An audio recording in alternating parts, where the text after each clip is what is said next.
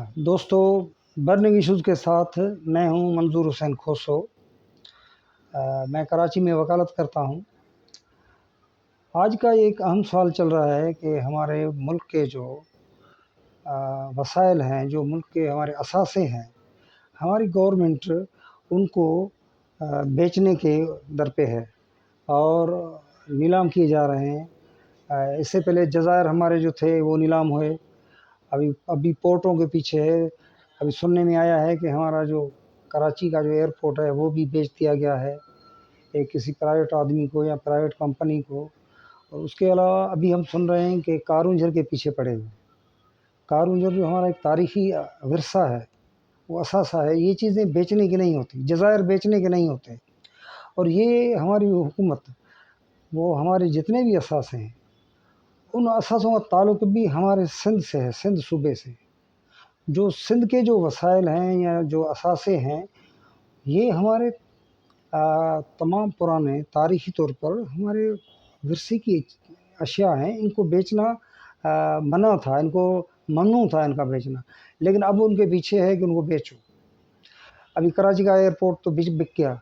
अब सुनने में आया है कि कारूंझर का नाम कोई इधर उधर करके, नीचे ऊपर करके कहते हैं कि हम कारसर बेच रहे हैं। अब कारसर अलग है, कारूंझर अलग है क्या? वो भी एक चीज़ है। दोनों ही एक चीज़ है। दोनों का जो जो चोटियाँ हैं वो आपस में मिलती हैं। और ये हमारे असासे हैं, ये बेचने की चीज़ नहीं होती। रहा सवाल कि ये क्यों बेचे जा रहे हैं।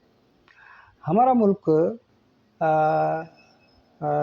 जब से आज़ाद हुआ है, इस मुल्क में मुआशी बहरान रहा है हर दौर में। वो मुआशी बहरान इतना तो तेज़ हो जाता है कि मुल्क को भी ख़तरा होता है। लोगों का जीना तो महाल ही होता है, लेकिन मुल्क को भी ख़तरा होता है। इसीलिए इन्होंने उसका हल क्या निकाला। शुरू में हल इन्होंने ये निकाला था कि जब पाकिस्तान बना था तो 3 महीने के बाद जूनागढ़ की जंग करवाई। इंडिया और पाकिस्तान जंग हुई।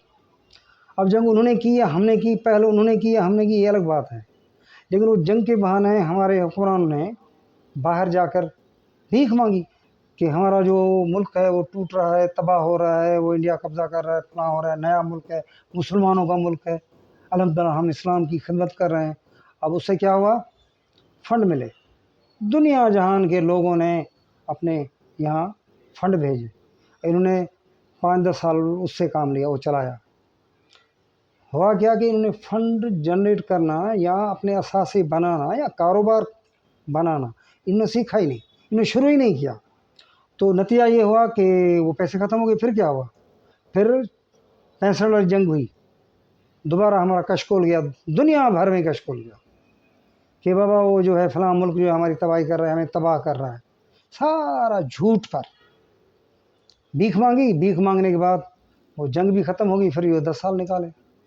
10 साल निकाले तो फिर 71 में लड़ाई कराई। 71 में लड़ाई जो थी, या जितनी भी लड़ाइयाँ, वो बेमकसदी थी।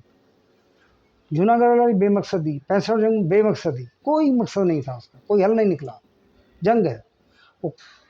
और हमारे जो लीडरान थे, हमारे जो सरबराह थे, बड़ी बड़ी तकरीरें करके उधर उधर से आते थे और दुनिया से भीख मांगते थे। भीख मांग कर अपना गुजारा करते थे।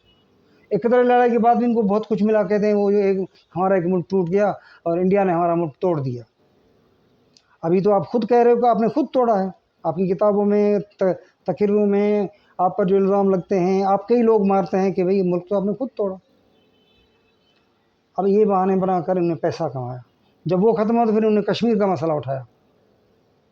भाई कश्मीर का मसला तो कश्मीरियों का मसला है ना, वो हमारे भाई हैं, मुसलमान भाई हैं। मुसलमान हमने और आपने वो ठिका लिया है क्या? कश्मीर वालों ने अभी तो बरमला कहा है कि हमारे पीछे नहीं लगो, हमारे नाम पे फ़ंड नहीं लो। फिर उन्होंने कश्मीर नाम पे फ़ंड मांगे। अब वो सब दरवाजे बंद हो गए। अब इन्होंने असासे बेचना शुरू। असासे कहाँ के? सिंध के। चलेगा मुल्क, सिंध में गुर्बत होगी, सिंध में खुदकशियाँ हो रही हैं, भूख इफलास, और असासे बेचे रहें। तो हम गवर्नमेंट से इल्तमास करते हैं, मुतालबा करते हैं कि खुदारा हमारे मुल्क के असासे बेचने की बजाय आप कारोबार करें। दुनिया जहान में कारोबार है। आप अपने राब्ते रखें, लोगों को आप हिम्मत दिलाएं कि वो बाहर जाके कारोबार करे। अपने मुल्क में सब कुछ होते हुए भी हम भीख मांग रहे हैं।